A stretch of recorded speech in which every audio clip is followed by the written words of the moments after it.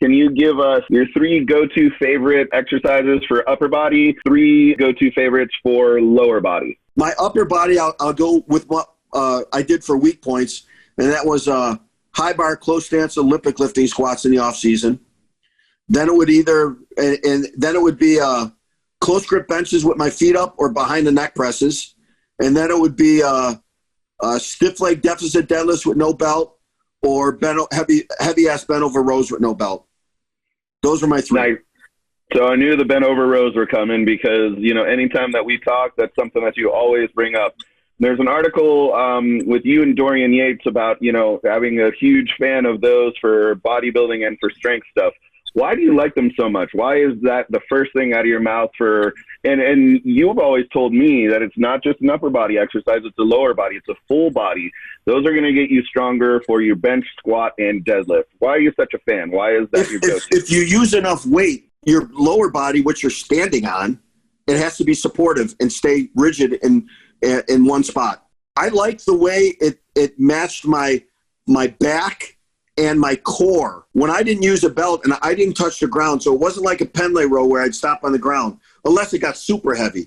But most of the time I didn't touch the ground and I extended all the way out. So if I didn't have a belt on and I didn't touch, my whole core, not cute, pretty abs, actually the whole core had to stay tight.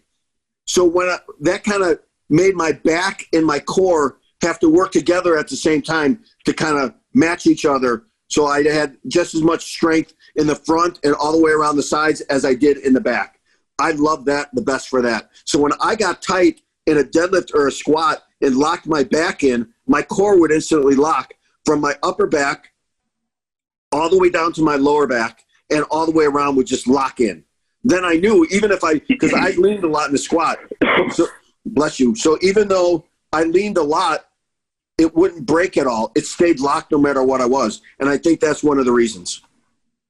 So when you're talking about, you know, using weight for those, what was a normal weight for you, and what was something that was heavy where you had to kind of touch it to the ground? Well, on a deficit, I did 455 for 8 with no straps.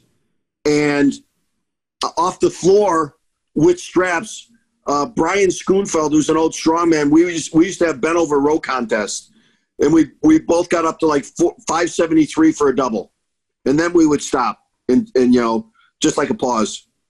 Yeah. And that was with or without straps? That would be with straps. I'd had to use for that much weight. Though, you know, like with a regular grip, front grip, I did do 600 before without a problem.